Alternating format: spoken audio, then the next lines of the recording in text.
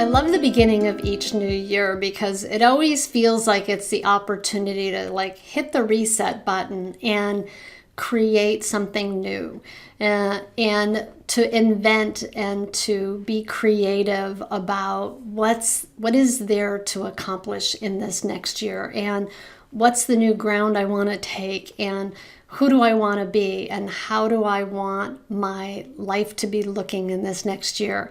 And in a couple of videos ago, I shared about bringing completion to the prior year, and an opportunity to do that, an exercise I do with clients and for my own business each year, as a way of just sort of putting a bow on the previous year and having completion on it, celebrating the wins, letting go of whatever needs to be let go of. And then I also, in the last couple of months, have been talking about how do you create your financial goals for the next year. I've been talking about how do you create a budget. That was in December. I talked about setting goals for your next year financially, cash flow wise, profitability wise, how to craft a budget, the things to look at financially to do that. But there's this other thing that I love to do at the beginning of each year with clients, and that is to look at what's the experience that you want to be having. And I encourage people to look at what are the big goals, your big, hairy, audacious goals that you want to accomplish in this next year. So there's a way I approach this that really is quite simple, that is not about creating this long laundry list of all these things that I want to do. But one of the things that I learned a long time ago, and actually I just came across this quote recently from Jim Collins in Good to Great, and he talks about the fact that if you have any more than 3 big goals to accomplish, that you're not likely going to actually fulfill on any one of those with any great success if there's just a long laundry list of all these things that you want to do.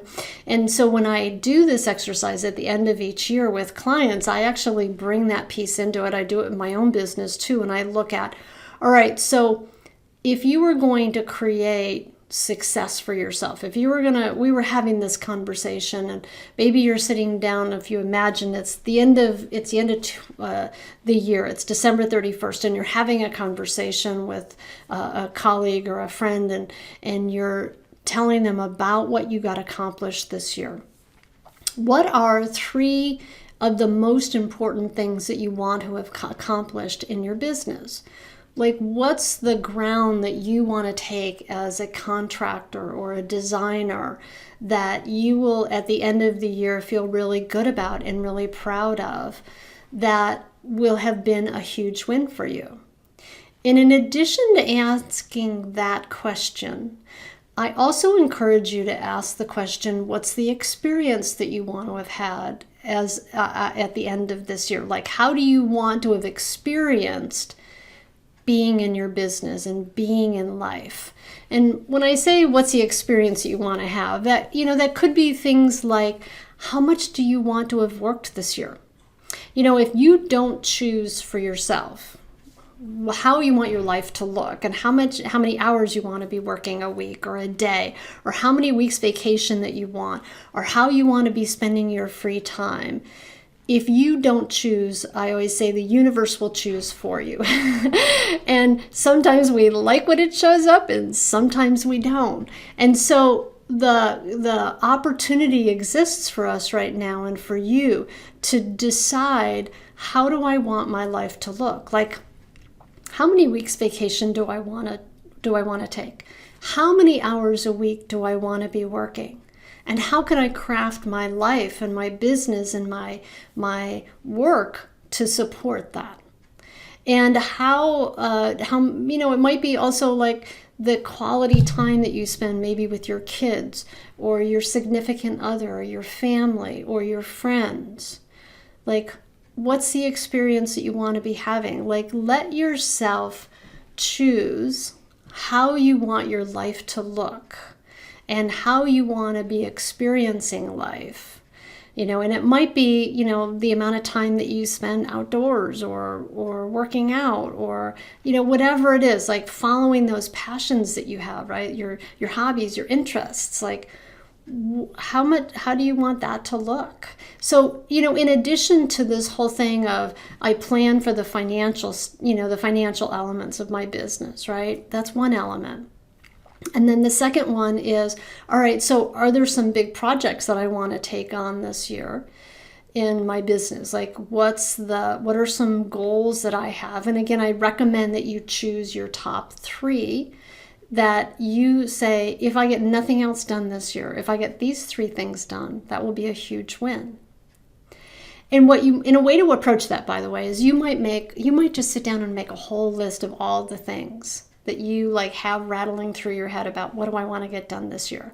And then start to eliminate the ones that are not of a senior priority. And make yourself come up with the top 3. Now, it doesn't mean that those other things won't get done, but what it does do is it makes us focus and get more clear for ourselves about where do we want to really invest our time and energy. So that's the second thing. Come up with your big 3 goals. And then the third piece is, what's the experience that you want to be having? How do you want your life to be looking? What do you want to be investing your time and your energy into? Every time I have done this for myself and with my clients, it's always so cool to see how when people set intentions and you get really clear for yourself about what do I want my experience to be? What do I want my life to look like? What do I want my business to look like? That from that place of having that clarity, you have more confidence to then start to navigate how you make choices day in and day out as the year goes on. So those are the 3 things. Is one, you come up with your financial goals. Again, if you want some guidance on that, go check out my blog posts from December, my videos from December. The second piece is 3 big goals that you have for your business this year. And then the third piece is, what's the experience you want to be having in your life this year? And I encourage you to write them down. Good ideas exist in between our ears. Plans exist on a piece of paper. They're written down. So create your plan, create your success plan for you for this next year so that you can start to stack the odds in your favor of actually having your year and your life look the way that you want it to look and turn out the way you want to have it turn out. So I hope you found this little tidbit about planning for your coming year to be helpful, and I look forward to seeing you next time on The Profit Builder. My passion in life is helping contractors build more sustainably successful businesses, increase their profitability, reclaim their time, and find more joy in what they do again. So if you found this video helpful, would you just share it with a friend? Thanks. I look forward to seeing you next time on The Profit Builder.